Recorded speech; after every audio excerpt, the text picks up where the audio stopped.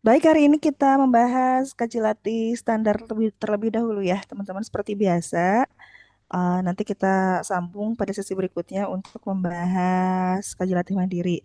Nah, kaji latih standarnya kita sudah masuk pada kaji latih standar keempat ya untuk hari ini ya. Silakan disiapkan keperluan belajarnya. Kaji latih standar 4 ya. Materi penalaran umum satu. Kaji latih standar 4 penalaran umum satu halaman 22 ya. Silakan teman-teman dicek. Oke, saya siapkan dulu. Baik, kita mulai dengan soal nomor satu penalaran ya. Baiklah, seperti biasa teman-teman silakan dicek terlebih dahulu pertanyaannya. Lalu silakan coba dijawab, boleh disampaikan langsung jawabannya atau disampaikan di kolom chat, boleh ya. Pertanyaannya adalah, jika berwarna gelap atau abu-abu menyebar cukup luas di langit, termasuk dalam kelompok awan rendah dan tebal. Manakah simpulan yang benar? Nah, ini ada pemisalan ya, ada informasi dan ada pemisalan. Informasinya itu adalah tentang ini kriteria awan sirus. Awan sirus itu punya kriteria yang pertama, warnanya putih, terpisah, terletak di bagian paling tinggi dalam tingkatan awan dan sangat tipis. Oke, sementara pemisalannya adalah berwarna gelap. Nah, ini sudah dari satu kriteria saja sudah berbeda ya dengan apa yang ada dalam datanya. Berarti ini kemungkinan besarnya adalah awan itu tidak termasuk awan sirus. Tapi jika teman-teman ingin memperkuat keyakinan jawabannya, silakan dilanjutkan. Terpisah dengan menyebar. Nah, ini kan kontradiksi ya. Udah pasti terpisah, menyebar, terpisah, menyebar cukup luas, terletak di bagian paling tinggi. Kalau terpisah dan menyebar sebetulnya masih bisa kita lihat sebagai sinonim ya. Tapi bedanya di sini terletak di bagian paling tinggi dalam tingkatan awan, sementara di pemisalannya adalah termasuk kelompok awan rendah dan tebal tipis. Jadi ada kontradiksi ya. Betul-betul ada kontradiksi. Ini sudah sangat jelas.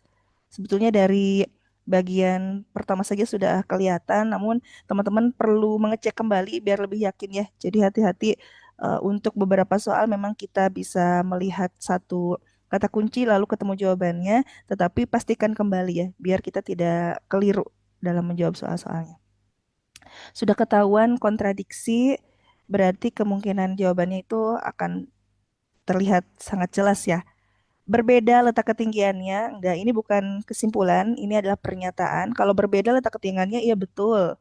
Betul, pernyataan ini betul, tetapi tidak bisa kita sebut sebagai simpulan. Awan tersebut berbeda dengan awan sirus. Berbeda, eh bisa jadi juga, tetapi di sini lihat premisnya ya. Awan tersebut merupakan awan sirus. Berarti hanya akan muncul dua kemungkinan simpulan, yaitu yang pertama kalau sejalan berarti merupakan, kalau tidak sejalan berarti kita buat negasinya gitu. Simpulannya akan berbentuk negasi. Apakah dengan kata bukan atau dengan kata tidak? Seperti itu ya. Gimana dengan berbeda? Berbeda memang ini maknanya sama, tetapi kalau dilihat dari turunan predikatnya, kan ini predikat, ternyata tidak sama, sehingga ini salah. Begitu ya. Awan tersebut bukan termasuk awan tinggi. Nah, hati-hati, bukannya ini negasi, tetapi predikatnya berbeda, awan tinggi. Padahal yang diinginkan adalah awan sirus. Kemudian yang D, awan tersebut menyebabkan curah hujan berkepanjangan. Ini tidak relevan. Awan tersebut bukan merupakan awan sirus. Nah, ini jawabannya adalah yang E ya. Ada awan sirusnya sebagai predikat yang turun kepada simpulan. Kemudian karena salah satu premisnya bersifat negasi atau kontradiksi ya, berarti simpulannya juga akan mengarah kepada kontradiksi, kepada bentuk negasi. Jawabannya adalah yang E. Tadi betul ada yang sudah masuk mencoba menjawab yang E. Baik, berikutnya soal nomor 2 ya. Baiklah, boleh dicek teman-teman. Kira-kira yang manakah jawabannya? Manakah simpulan berikut yang benar? Apabila kakak berjualan di depan rumah, kita simbolkan sebagai A. Sebagian barang dagangannya tidak habis. Kita simbolkan sebagai B ya. Tidak habis terjual itu adalah B. Kondisi tersebut terjadi apabila kakak tidak berjualan secara daring C. Gitu ya. Jadi kalau kita lihat hubungannya adalah kondisi ini, nih yang AB ini terjadi karena tidak berjualan secara daring. Berarti dari C tidak berjualan secara daring mengakibatkan berjualan di depan rumah, lalu hasil akhirnya adalah tidak habis terjual. B, CAB ya. Begitu. Silakan dicek teman-teman jawabannya kira-kira yang manakah? Boleh coba dijawab. Manakah jawabannya? Baiklah, ada yang sudah masuk mencoba menjawab yang A. Bagaimana yang lain? Apakah setuju dengan jawaban A? Apabila kakak berjualan di depan rumah, kakak tidak berjualan secara daring. Baik, yang ditanyakan adalah simpulan ya teman-teman ya. Simpulan, apabila kakak berjualan di depan rumah, nah A itu adalah sebab, begitu kan? Akibatnya apa? Akibatnya B. Jadi ini sebab, ini akibat. Kondisi tersebut terjadi apabila, nah si C ini apa? Kalau ada kata apabila, berarti itu adalah sebab ya. Sebab menyebabkan A. Ini C menyebabkan A menyebabkan B. Begitu kan? Ini konsep berpikirnya seperti ini. Jadi ujungnya adalah B. Hasil akhirnya adalah B. Bagaimana dengan pilihan A? Apabila kakak berjualan di depan rumah, berarti yang A, kakak tidak berjualan secara daring. Kakak tidak berjualan secara daring. Apabila A, kakak C. Nah, ini bagaimana hubungannya terbalik? Hubungan kausalitasnya terbalik. Kenapa terbalik? Karena menurut A ini yang menjadi sebab adalah kakak berjualan di depan rumah. Yang menjadi akibat adalah kakak tidak berjualan secara daring. Jadi ini terbalik. Seharusnya daring berhubungan dengan berjualan depan rumah. Begitu ya. Oke, lanjut ke D ya Bu. Oke, saya tanya dulu yang D ya. Gimana dengan B? B dulu ya. Apabila sebagian barang dagangan kakak tidak habis terjual itu apa? Habis terjual itu adalah yang B ya. B, kakak tidak berjualan secara daring. B menyebabkan C. Nah, ini juga sama terbalik ya. Yang B juga sama terbalik karena ada kata apabila di bagian awal berarti itu menyatakan sebab. Padahal tidak habis terjual itu sebagai akibat ya. Gitu. Jadi tidak serta-merta ini bisa dibolak-balik hubungan kausalnya teman-teman. Nggak bisa kalau awalnya C berarti harusnya C juga ya sebagai sebabnya. Kecuali mungkin nanti nggak ada jawaban nih. Kalau nggak ada jawaban, kita boleh kayak tipe soal TO kemarin kalau nggak salah. eh ada yang simpulan yang paling benar tapi pakai pola kontraposisi. Kontraposisi ya. Jadi nggak ada nih jawabannya di pilihan. Adanya cuma bisa diselesaikan dengan kontraposisi itu. Nah, bisa ya kalau seperti itu. Berarti gimana kalau kontraposisi? Kan yang tadinya C menyebabkan B, berarti itu ekuivalen atau sebanding dengan kontraposisinya adalah B dan C gitu ya. Dibalik nih posisinya B dan C, tapi jangan lupa dinegasikan seperti itu ya. Tapi kalau di sini ada ya. Sebagian barang dagangan kakak habis terjual apabila kakak berjualan secara daring.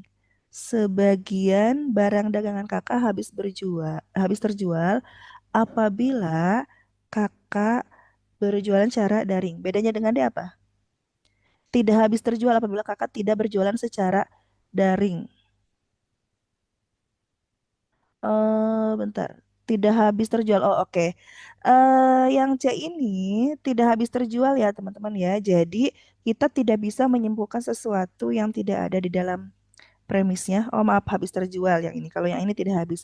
Dalam premisnya itu kan habis, tidak habis ya. Berarti salah satu premis bersifat negasi, simpulan juga bersifat negasi gitu ya. Jadi yang C ini lemah. Apabila kakak berjualan secara daring. Bisa aja dibalik ya, jadi positif. Tapi tadi kontraposisi. Jadi yang C itu kalau mau dibikin jadi habis terjual harus dibalik. Berarti akibatnya kakak berjualan secara daring apabila sebagian barang habis terjual. Nah, jadi harus diubah posisinya ya. Jadi yang C ini lemah. Yang D, sebagian barang dagangan kakak tidak habis terjual apabila kakak tidak berjual secara daring. Nah, ini jelas.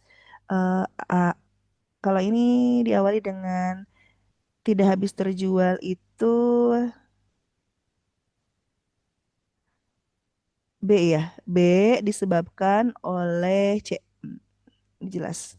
Sebagian barang dagangan kakak habis terjual apabila kakak tidak berjualan secara daring. Nah, ini sudah berbeda antara predikatnya. Jelas salah. Yang satunya positif, satunya negasi. Salah. Jadi jawabannya yang D ya. Begitu untuk soal nomor 2.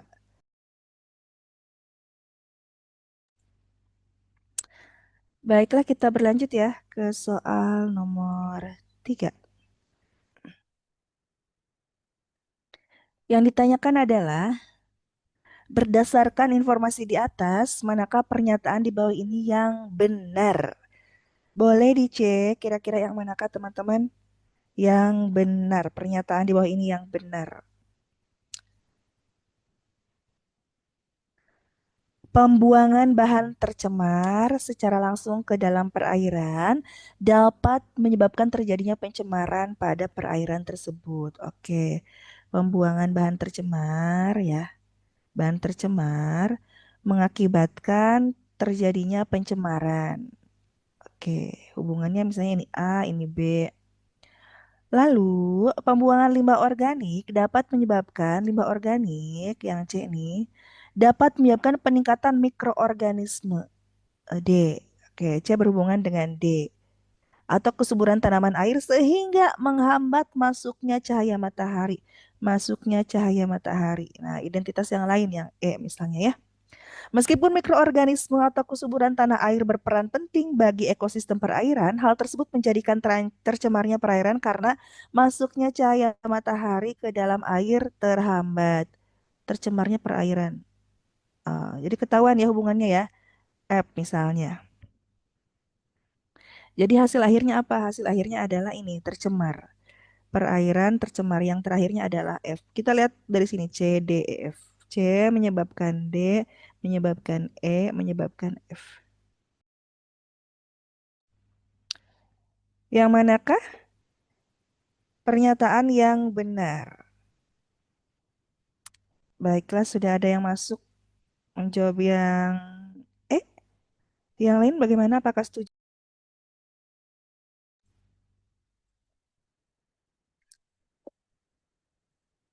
Pembuangan bahan tercemar secara langsung ke dalam perairan terjadi ketika tercemarnya perairan. Kebalik, ini tuh sebab ya terjadi ketika ini jadi akibat, salah nih. Kan harusnya si A ini adalah sebab kan.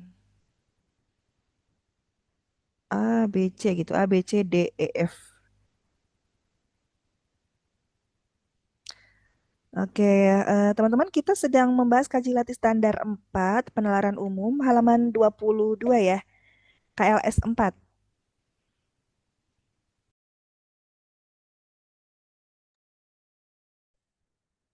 Yang A salah ya, karena hubungannya terbalik antara sebab dan akibat. Kalau yang A ini justru sebabnya berubah menjadi akibat ya. Yang B, meningkatnya mikroorganisme atau kesuburan tanaman air diupayakan supaya ekosistem perairan tetap terjaga. Nah, ekosistemnya bagaimana? Yang B, yang ditanyakan itu adalah yang benar ya. Ekosistemnya tetap terjaga nggak mikroorganisme coba. Meskipun kesuburan tanaman air berperan penting bagi ekosistem perairan, hal tersebut menjadikan tercemarnya perairan karena masuknya cahaya matahari ke dalam air terhambat. Jadi ini lemah ya. Pembuangan bahan tercemar secara langsung ke dalam perairan menyebabkan terhambatnya cahaya matahari yang masuk ke dalam air tersebut. Enggak, bukan ini. Kalau yang bikin terhambat itu adalah yang limbah organik ya. Jadi ini salah. Bentar, bentar, bentar. Bisa jadi A, B. Ini kan berhubungan ya. Secara langsung menyebabkan terhambatnya cahaya barang bahan tercemar.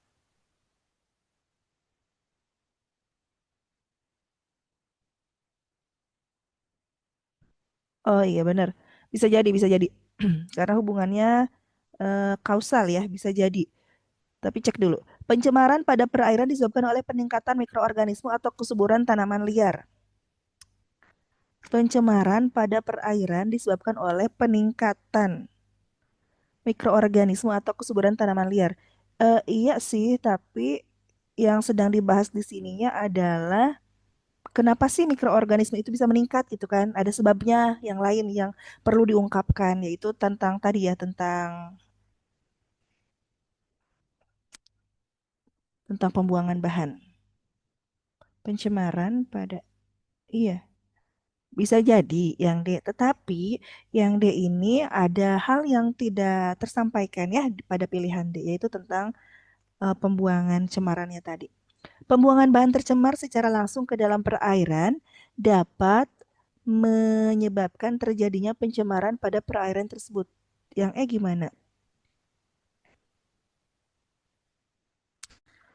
Pembuangan bahan tercemar, benar, secara langsung ke dalam perairan dapat menyebabkan terjadinya pencemaran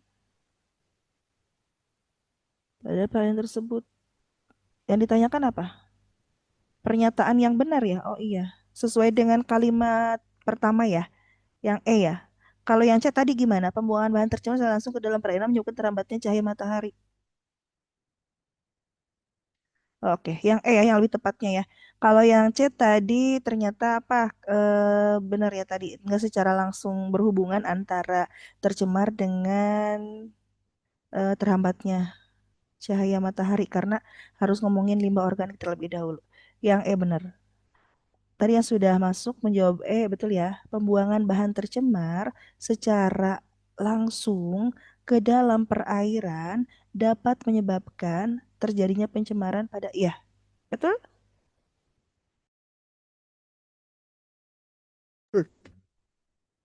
Baik, itu soal nomor 3. Kita lanjut soal nomor 4 ya. Jika ada pertanyaan, teman-teman boleh ya disampaikan ya. Baiklah, soal nomor 4. Yang ditanyakan adalah, manakah simpulan berikut yang paling benar? Boleh dicek teman-teman, coba dijawab ya. Manakah simpulan yang paling benar? Silakan, boleh dicek terlebih dahulu, lalu dicoba untuk jawab ya, dianalisis terlebih dahulu. Adakah yang sudah menemukan jawabannya? Kira-kira yang manakah? Silakan dicoba. Semua gunung berapi. Semua. Semua sebagian. Ini silogisme kategorik ya. Semua. Semua gunung berapi yang berbentuk lubang di kerak planet bumi atau planet atau satelit lain adalah A. Dapat mengeluarkan letusan batuan cair adalah B. Beberapa gunung berapi yang dapat mengeluarkan letusan batuan cair dan gas panas masih berada dalam status aktif. Ini adalah C. Berarti jawabannya yang manakah? Silakan. Ada yang sudah masuk menjawab yang B. Saya tandai dulu yang B. Yang lain apakah setuju? Semua gunung berapi yang berbentuk lubang di kerak planet bumi atau planet atau satelit lain dapat mengeluarkan letusan batuan cair. pecahan batu panas, dan gas panas. Beberapa gunung berapi yang dapat mengeluarkan letusan, batuan cair, pecahan batu panas, dan gas panas masih berada dalam status aktif. C ini anggota yang mana? Anggota yang B ya? Anggota yang B. Semua A bersifat B. C itu adalah anggota dari B. Berarti kemungkinannya, coba, sebagian gunung berapi yang berbentuk lubang di kerak planet bumi atau planet atau satelit lain dapat mengeluarkan letusan batuan cair, pecahan batu panas, dan gas panas.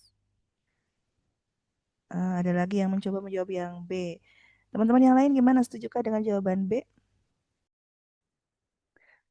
A bersifat B, C harusnya kan C anggota A ya. Ternyata di sini yang hadirnya adalah C itu, C-nya kan ini eh, gas panas masih berada dalam, oh ini, C-nya adalah situasi aktif, dalam status aktif itu bagian dari yang B, bener nggak? Yang B yang dapat mengeluarkan. Nah, C adalah anggota dari B, berarti C itu sama dengan A ya. Berbentuk lubang dan kerak status aktifnya. Ya, betul ya teman-teman ya. Itu soal nomor 4. Terus sekali. Ini mudah tinggal dicek aja. Beri identitas mana A, B, C sehingga nanti ketemu simpulannya. Oke, itu soal nomor 4. Kita lanjut ke soal nomor 5. Jika ada pertanyaan, teman-teman boleh ya disampaikan ya. Baiklah, soal nomor 5. Berdasarkan informasi tersebut, manakah pernyataan berikut yang pasti benar? Baik, nilai pasti benar itu adalah informasi benar, pemisalan benar. Jadi sama persis ya, itu kalau yang pasti benar. Silakan dicek kira-kira yang manakah jawabannya. Penggumpalan dalam pembuluh darah menyebabkan terjadinya gangguan sistem kardiovaskular. Upaya penurunan risiko penggumpalan darah dapat dilakukan dengan mengonsumsi buah kiwi. Risiko penyakit kardiovaskular akan berkurang jika terjadinya penggumpalan darah dapat dicegah. Ini gampang. Penggumpalan darah akan menyebabkan kardiovaskular. Nah, penggumpalan darah ini ternyata bisa ditekan dengan mengonsumsi buah kiwi. Jadi gimana? Kiwi berhubungan dengan kardiovaskular, kardiovaskular berhubungan dengan penggumpalan darah. Maaf, kiwi berhubungan dengan penggumpalan darah ya, kebalik. Penggumpalan darah berhubungan dengan kardiovaskular. Jadi ini satu, dua, tiga. Oke, yang manakah jawabannya? Dan yang sudah masuk menjawab yang E, bagaimana teman-teman yang lain? Apakah setuju dengan jawaban E? Kita cek dulu yang A ya. Orang yang rutin mengonsumsi buah kiwi pasti memiliki sistem kardiovaskular yang sehat. Ini nilainya tidak pasti benar karena tidak termasuk dalam informasi teks. Mungkin saja ini benar. Jadi ini mungkin ya, tidak pasti benar. Ini mungkin benar. Kenapa? Karena informasinya nggak ada di dalam teksnya. Orang yang mengalami penggumpalan dalam darah tidak pernah mengonsumsi buah kiwi. Belum tentu. Pernah-pernah aja mungkin ya. Hanya ya bagaimana. Bisa jadi terjadi karena faktor yang lain. Jadi ini tidak pasti benar. Yang C, orang yang mengalami gangguan sistem kardiovaskular sembuh setelah mengonsumsi buah kiwi. Nggak sembuh. Kan di sini hanya disampaikan risikonya bisa berkurang. Bukan berarti sembuh ya. Berkurang risikonya loh. Risikonya. Nah, terus bisa aja sih kesananya itu sembuh, tetapi kan kejauhan ya informasinya. Lalu yang D, semua orang yang memiliki sistem kardiovaskular yang sehat pasti, nah nggak ada nih bentuk pasti mengonsumsi kiwi. Lagi nih masuk. Oke. Menurunnya risiko penggumpalan dalam pembuluh darah dapat dilakukan dengan mengonsumsi buah kiwi. Betul ya, karena tadi berhubungan satu, oh kebalik, dua, tiga. Dari kiwi ke penggumpalan darah ke kardiovaskular. Berarti risiko penggumpalan darah dapat dilakukan dengan mengonsumsi buah kiwi. Ini hubungannya antara dua dan satu. Ya. Yang ditanyakan informasi bukan simpulan, sehingga nilainya ini benar yang meskipun tidak mencakup keseluruhan karena yang ditanyakan hanya informasi. Jawabannya adalah yang betul sekali. Tadi yang sudah masuk mencoba menjawab yang E. Lanjut, soal nomor 6. Baiklah, silakan teman-teman soal nomor 6. Yang manakah kira-kira jawabannya? Yang manakah kira-kira teman-teman jawabannya?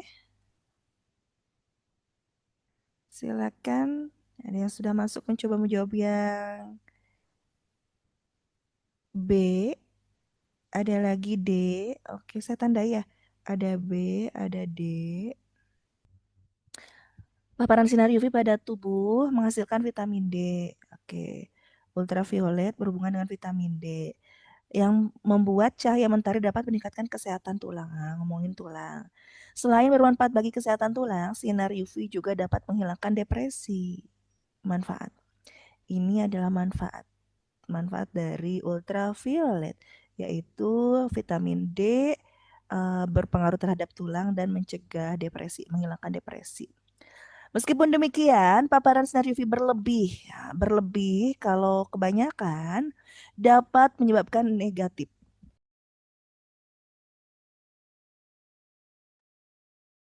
Yang ditanyakan yang pasti benar. Sama seperti tadi ya, pasti benar itu adalah informasi benar, pemisalan benar. Itu namanya pasti benar.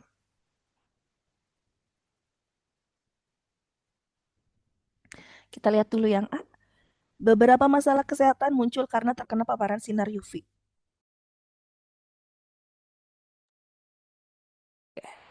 Yang B, seseorang yang berjemur di bawah paparan sinar matahari sering mengalami kulit kemerahan. Depresi terjadi karena tubuh tidak terkena paparan sinar UV. Seseorang yang mengalami depresi dapat pulih dengan berjemur di bawah sinar matahari. Semua orang yang berjemur di bawah sinar matahari mengalami gejala sunburn. Ini yang pasti benar ya. Nggak ada yang pasti ya. Kalau kita lihat yang A mungkin. eh tapi ini catatannya harusnya berlebih ya. Terkena paparan sinar UV berlebih. Kalau berlebih nih. Tapi kita lihat dulu ya. Kalau berlebih harusnya ini bisa jadi benar. Seseorang berjemur di bawah paparan sinar matahari sering mengalami kulit kemerahan. Sering. Seorang berjemur di bawah paparan sinar sering mengalami kulit kemerahan. Kulit kemerahan itu kan adanya di kulit kemerahan. Berlebih juga. Nilainya sama nih dengan A kemungkinannya.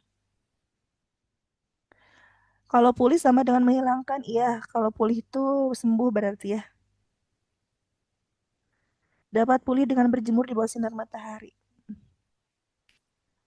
eh Seseorang yang mengalami depresi dapat pulih dengan berjemur di bawah sinar matahari. Selain bermanfaat bagi kesehatan tulang, sinar UV juga dapat menghilangkan depresi. Meskipun demikian, tapi sembuh ya. Pulih sembuh sama dengan menghilangkan. Nggak pasti benar juga. Seseorang yang mengalami depresi dapat pulih dengan berjemur. Nggak jadi penyembuhan juga ya. Tapi menghilangkan di sini tuh kayak eh mengurangi gitu, memperkurang ya. Ini nggak ada yang nilainya pasti benar nih. Semua orang apalagi ini. Apalagi yang ini semua orang mengumumkan, menggeneralkan. Gimana dong? Biasanya sih polanya biasanya ya kalau pola yang soal seperti ini arah jawabannya adalah ke A karena A ini cuma kurang kata berlebihnya ya. Gimana teman-teman? Tadi ada yang jawab B dan D ya. Kalau lihat pola biasanya arahnya adalah ke A.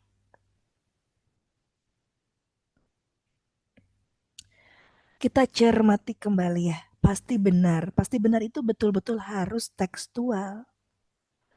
biasanya harus betul-betul sesuai dengan teksnya ya. Jadi nggak bisa kalau ada kesalahan atau perbedaan sedikit saja, itu maknanya kemungkinan akan berbeda.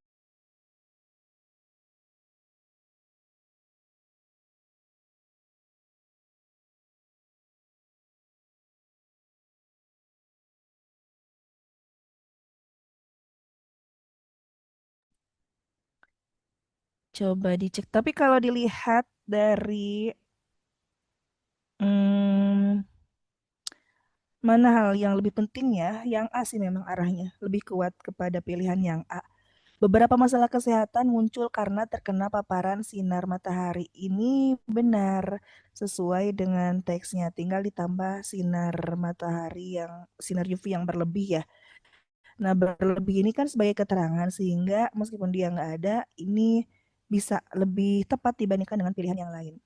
Kalau yang B gimana? Tidak pasti karena teks hanya menyebabkan kemerahan ya, bukan sering terjadi. Jadi kata sering ini yang melemahkan B, sering mengalami kulit kemerahan.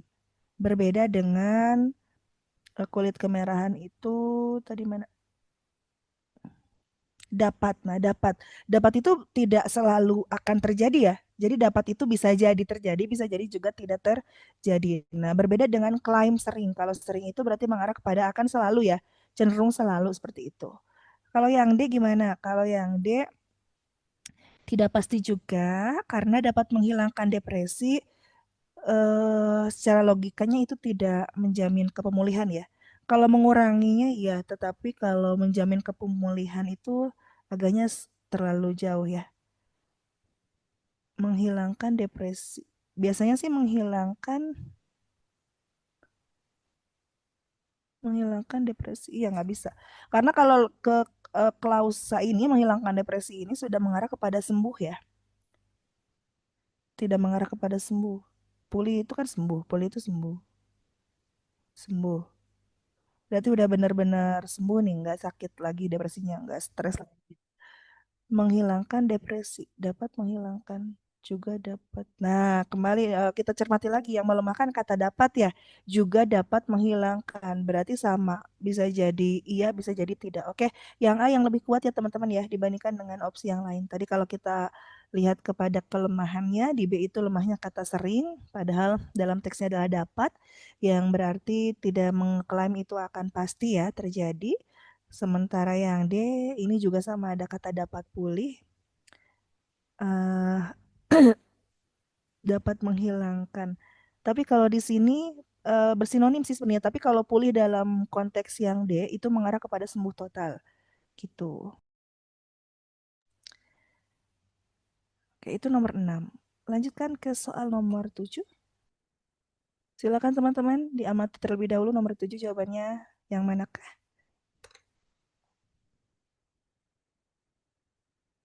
Saya mohon izin ke belakang sebentar ya. Silakan teman-teman sambil dituliskan jawabannya di kolom. Teman-teman yang lain bagaimana? Apakah setuju dengan jawaban C? Oh, ini polanya sama seperti yang baru saja kita bahas ya.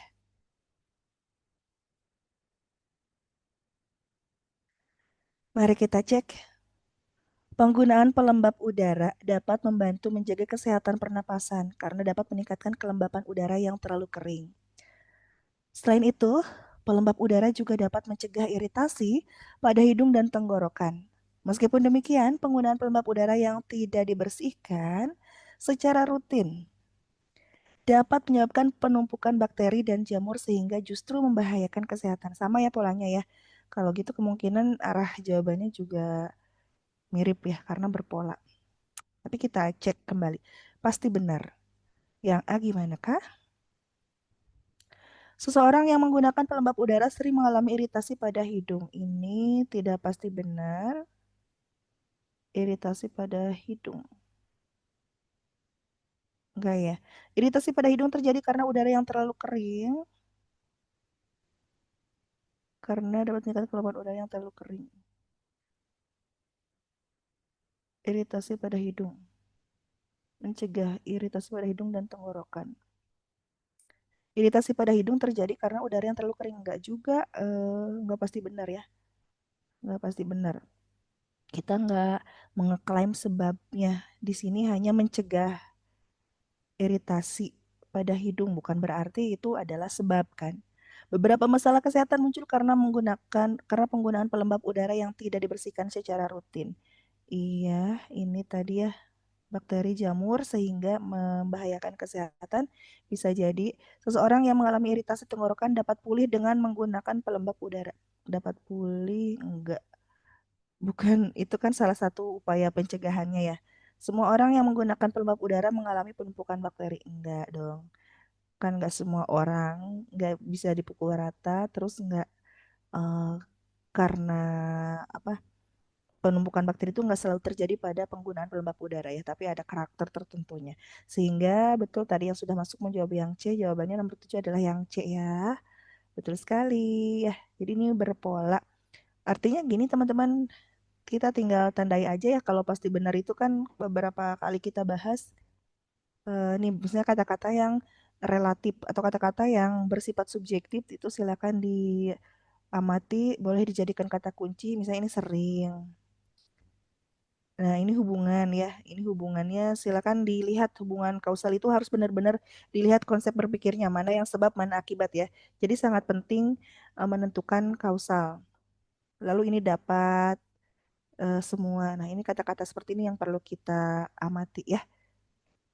Itu soal nomor 7. Berikutnya soal nomor 8. Oke, coba dijawab. Yang yang manakah jawabannya? Oh, maaf, maaf, maaf. Pada awal bergabung dengan perusahaan M, gaji Y cukup untuk membayar cicilan rumah dan kebutuhan pokok. Setelah 3 tahun bekerja di perusahaan M, jadi dia nggak pindah ya. Biasanya akan membandingkan dua konteks yang berbeda. Kalau ini cuma bicara soal waktu. Setelah 3 tahun bekerja di perusahaan M, ia mulai kesulitan membayar cicilan rumah meski kebutuhan pokok masih terpenuhi. Oke. Y mulai kesulitan membayar cicilan rumah. Nah, kita lihat variabel manakah yang bisa situasional, bisa berubah sehingga mengakibatkan si Y ini mengalami kesulitan membayar cicilan rumah kan informasinya adalah Y pada awalnya itu bisa menggunakan uang itu untuk dua hal ya, kebutuhan pokok dan rumah, cicilan rumah. Setelah 3 tahun, ternyata kebutuhan pokoknya masih oke, tetapi cicilan rumahnya jadinya nggak bisa. Katanya gitu ya. Bener gak sih? Ya, kesulitan membayar cicilan rumah meski kebutuhan pokok masih terpenuhi. Nah, kira-kira apa sih yang membuat itu terjadi? Yang logis secara hubungan menyebabkan tidak bisa atau kesulitan nih membayar cicilan rumah. Silakan dianalisis terlebih dahulu, teman. Ada yang sudah masuk mencoba menjawab yang E.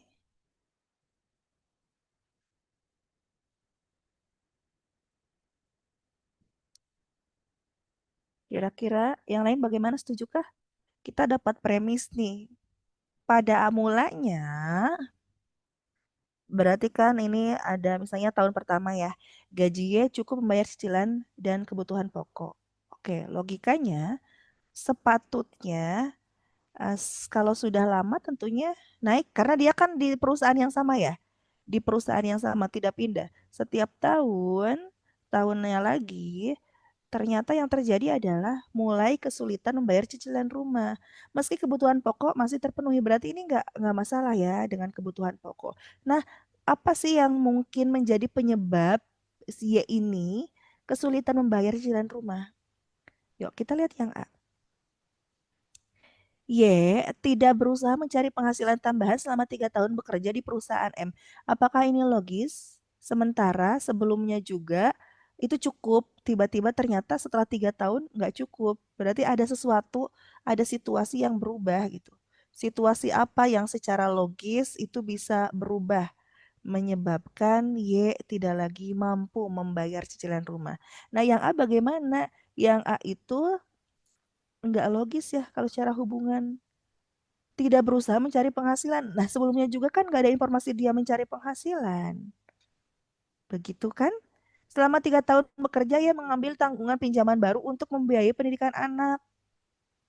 Mungkin nggak mengambil tanggungan pinjaman baru untuk biaya pendidikan anak sehingga yuk kita bicara kelogisan kemungkinan ya sehingga tidak lagi atau mulai kesulitan membayar cicilan rumah keuangan ya yang tadinya dua aliran dana itu tujuannya dua sekarang jadi tiga sehingga yang satunya terbengkalai bisa jadi pada tahun ketiga bekerja perusahaan M memotong tunjangan transportasi karyawan memotong tunjangan transportasi karyawan. Logis kah? Transportasi berapa ya?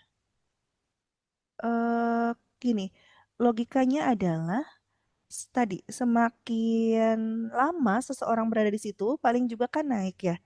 Tapi kalau tiba-tiba ada kebijakan memotong transportasi, ini kurang logis.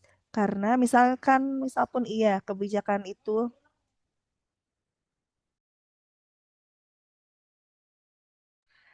Nah, kalaupun transportasinya tiba-tiba misalnya ada kebijakan khusus ya karena masalah internal dari perusahaannya. Kurang logis juga gitu. Transportasi karyawannya dipotong. Pada tahun ketiga bekerja, performa kerja ia di perusahaan M menurun drastis. Menurun drastis berarti gimana? Yang secara alamiah ya, yang secara alamiah berhubungan dengan keuangannya si Y ini ya. Enggak juga, karena kita tidak melihat indikator dasarnya apa gitu menurun drastis di sini ya. Kelogisan ya. Berarti ada hal yang lain. Perusahaan M memberlakukan pemotongan gaji tetap. Wah, gaji tetap gimana ceritanya dipotong ya? Kayaknya ini nggak logis juga. Sebesar 20% untuk semua karyawan. Aduh, gimana nih maksudnya kenapa terjadi seperti ini ya? Selama 3 tahun. Selama 3 tahun logikanya seharusnya naik ini 20% lagi. Itu bukan jumlah yang kecil ya. Jadi yang mana yang paling mungkin itu karena tadinya aja udah stabil untuk kedua kondisi yang ada, kemungkinannya aliran dananya itu akan ditambah dengan bentuk yang lain sehingga yang salah satunya menjadi terbengkalai gitu. Jadi kebutuhannya akan semakin meningkat kayak gitu ya. Gitu teman-teman. Jadi jawabannya adalah yang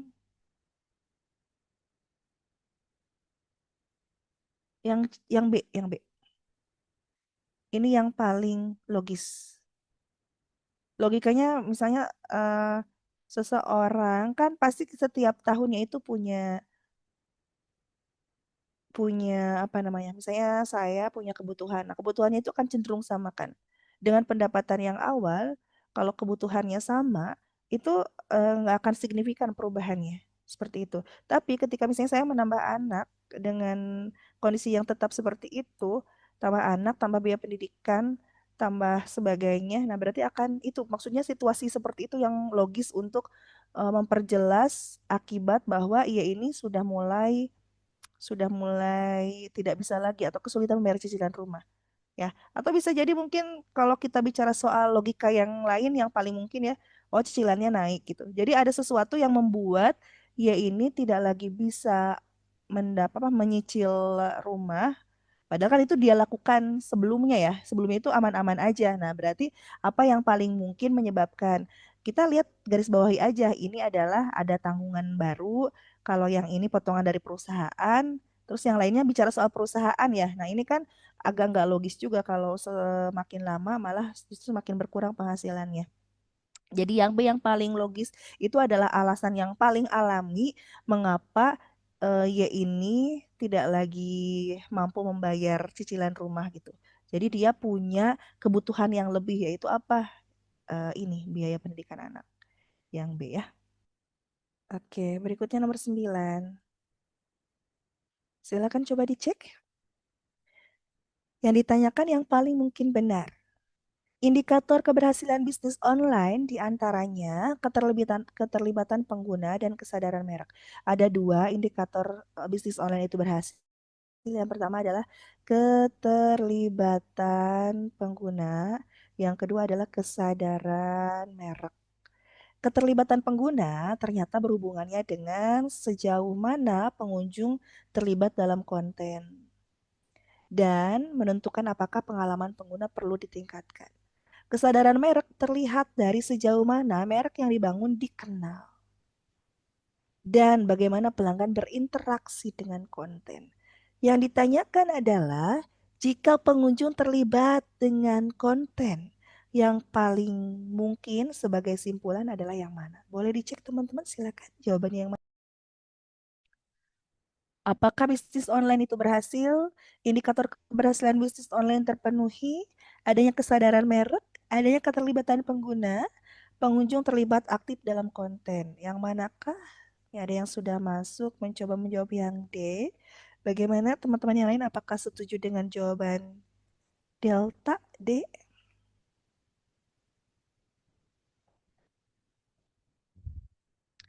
Nah, kalau ada soal seperti ini, paling mungkin ya, kita harus mencari hubungan yang paling dekat. Hubungan yang paling dekat ya. Karena keberhasilan online itu dipengaruhi oleh dua.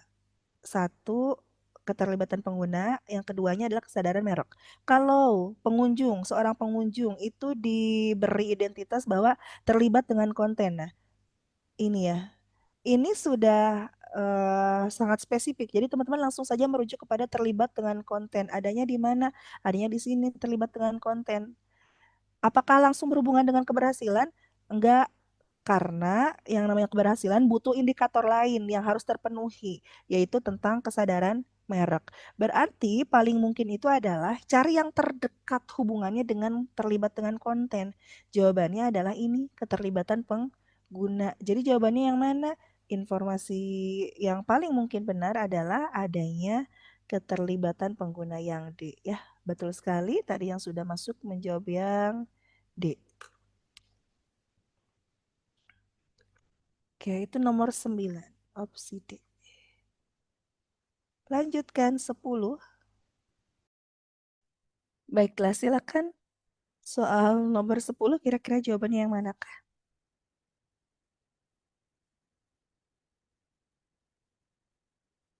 Skala Scoville adalah metode untuk mengukur tingkat kepedasan dari cabai, paprika, atau produk makanan pedas lainnya. Misalnya, Jalapeno memiliki 2.000 hingga 8.000 SHU, artinya butuh 2.000 hingga 8.000 air gula untuk melarutkan capsaicin dalam jalapeno.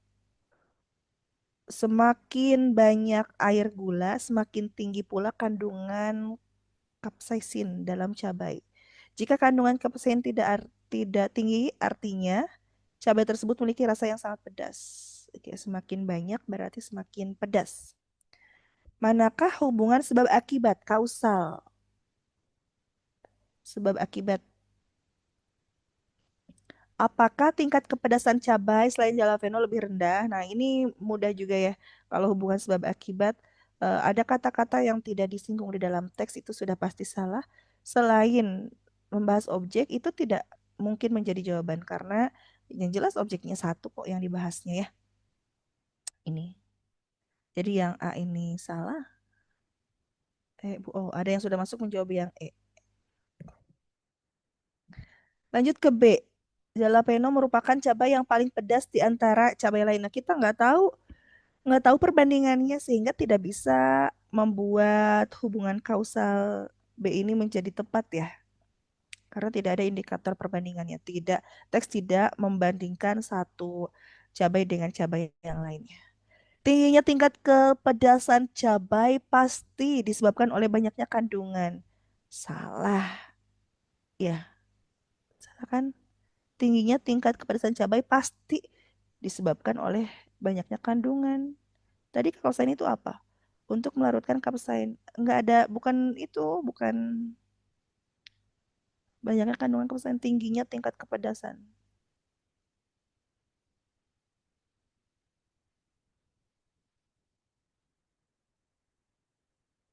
Enggak, yang C itu mungkin aja, tapi itu tidak mengandung seluruh informasi di dalam teksnya. hubungan sebab akibat. Maksudnya gini, ngapain ada informasi tentang gula di situ kalau tidak berarti kayak gitu ya teman-teman. Jadi yang C itu cukup aja bicara soal cabainya sendiri gitu. Banyaknya kandungan kapsain bergantung pada tingginya tingkat kepedasan cabai.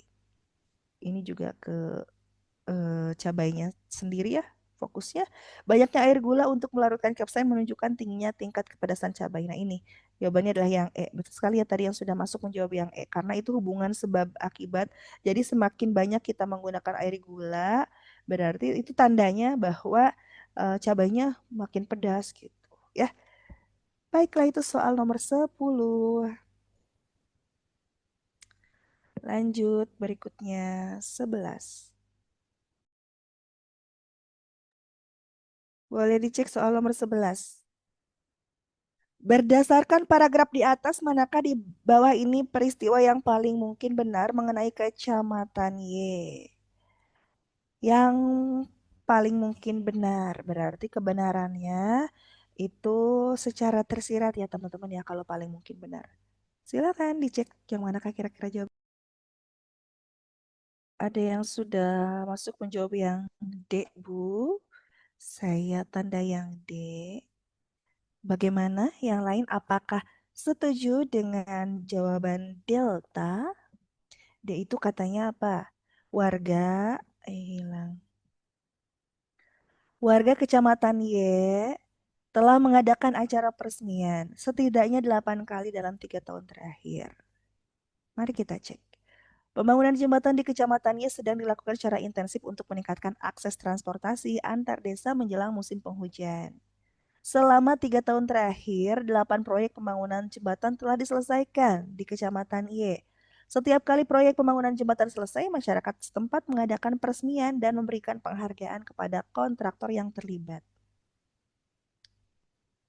Setiap kali proyek pembangunan selesai, berarti ada 8 telah diselesaikan. Oke, jelas ya.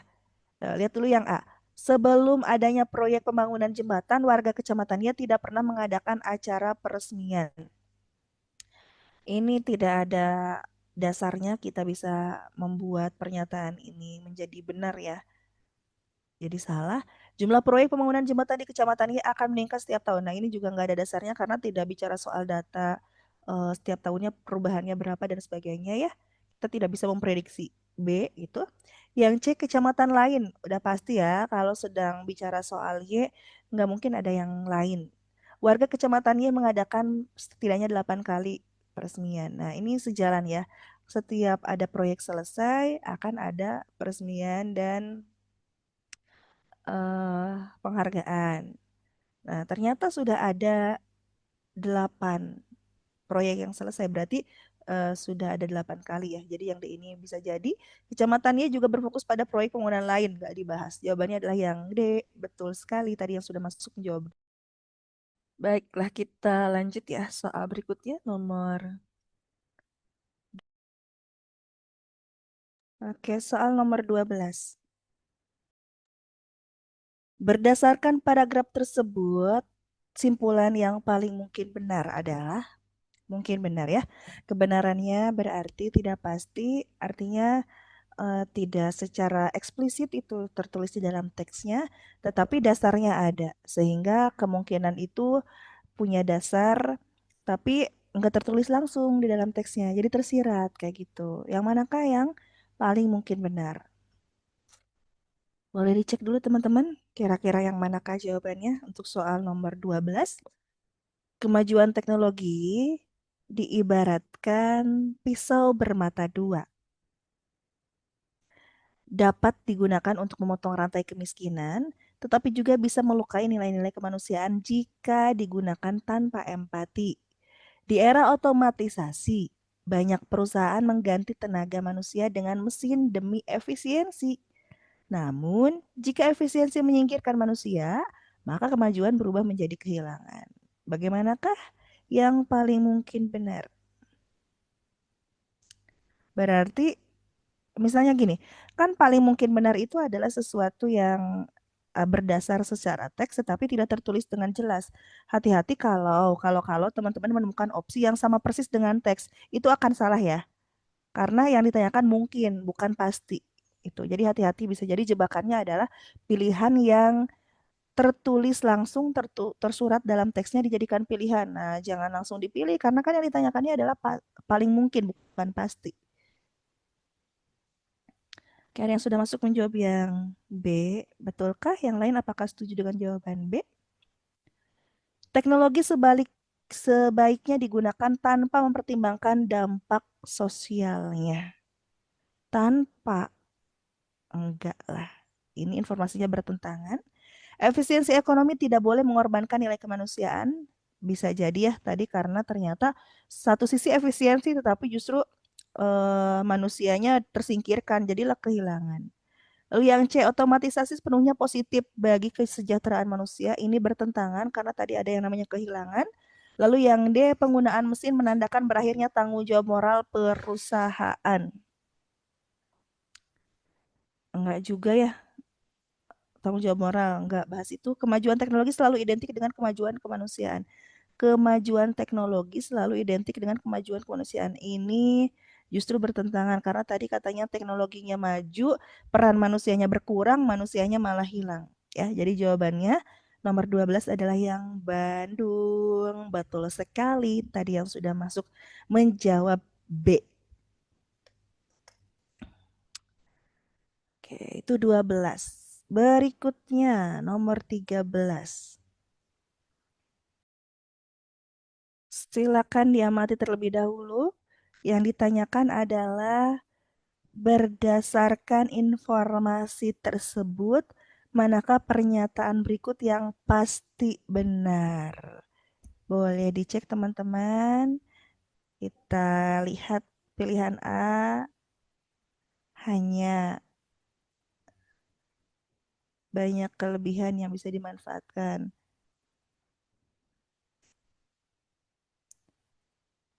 Oke, selain kemampuan hampir tidak ditemukan. Oke, silakan dicek yang mana. Ada yang sudah masuk menjawab yang B. Yang lain apakah setuju? Sambil saya bacakan ya. Kelebihan internet banyak dimanfaatkan orang di seluruh dunia karena akses informasi global yang luas. Salah satu kelebihan internet yang banyak dimanfaatkan adalah kemampuan akses informasi yang mudah dan cepat. Yang ditanyakan adalah yang pasti benar. Hanya hanya kemampuan akses informasi yang mudah dan cepat. Ini jelas salah ya, karena salah satu ya akses mudah dan cepat itu adalah salah satu. Jelas salah.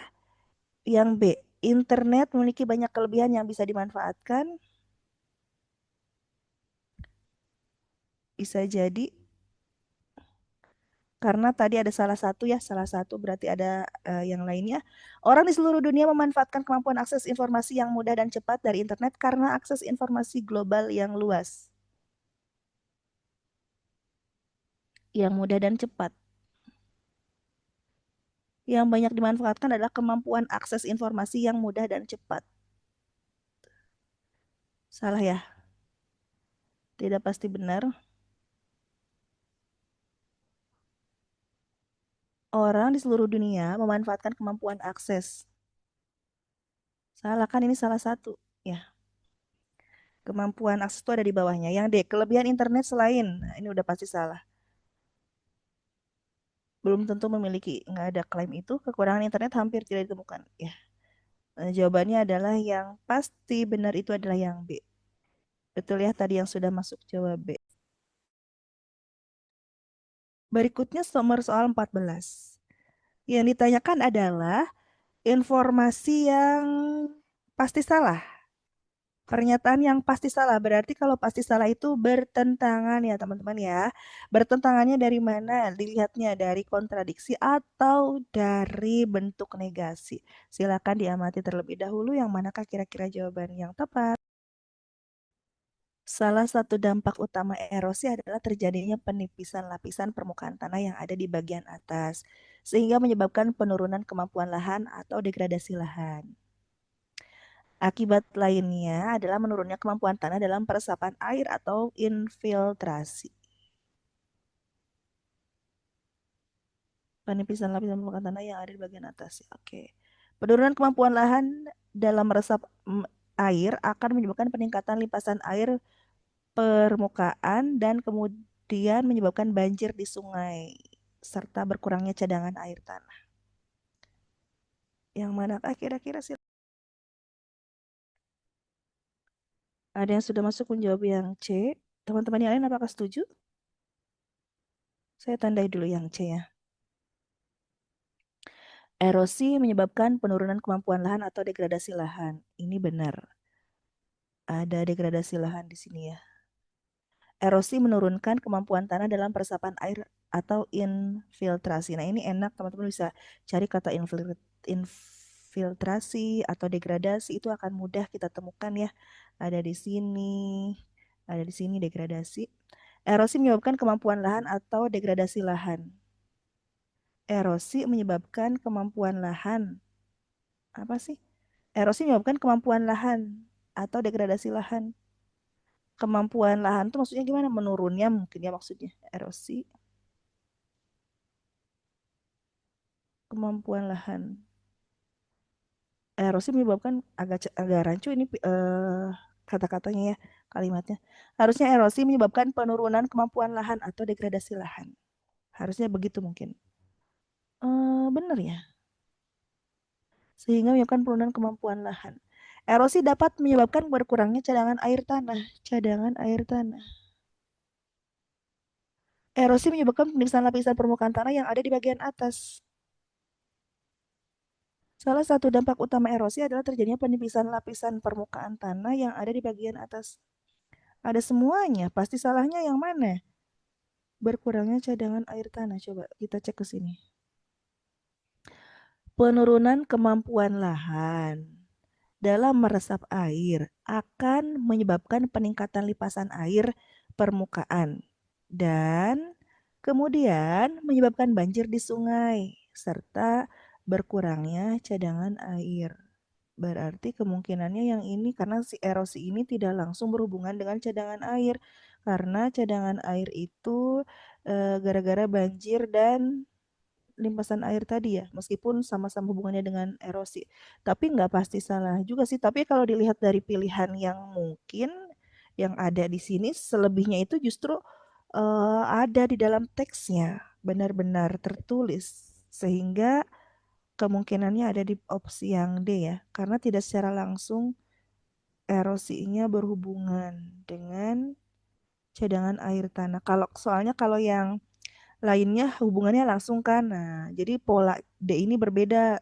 Kalau yang A hubungannya langsung erosi dengan degradasi, erosi dengan infiltrasi, erosi dengan degradasi, erosi dengan penipisan, erosi dengan cadangan air. Nah, gitu. Jadi yang D ini paling ini paling mungkin ya karena tidak secara langsung berhubungan dengan erosinya. Oke, begitu teman-teman untuk sesi pertama ya. Kita hanya bahas 14 soal barangkali. Nanti kita berlanjut untuk sesi kedua 5 menit kemudian. Silakan untuk rehat sejenak teman-teman untuk barangkali ada keperluan ke kamar kecil,